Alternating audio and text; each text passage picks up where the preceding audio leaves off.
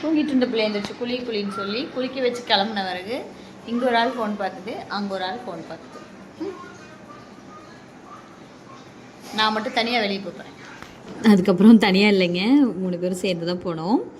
முருகர் கோயிலுக்கு தான் போயிருந்தோம் லாஸ்ட்டு சாட்டர்டே அன்னைக்கு. ஆஃப்டர்நூன் மேலே தான் வீட்லேயே கிளம்பியிருந்தோம். மலேசியா வந்து 15 இயர்ஸில் இதுதான் ஃபஸ்ட் டைம் சாமி கும்பிட்றதுக்காக இல்லாமல் ஒரு டூரிஸ்ட் மாதிரி இந்த முருகர் கோயிலுக்கு போகிறது இதுதான் ஃபஸ்ட் டைமு.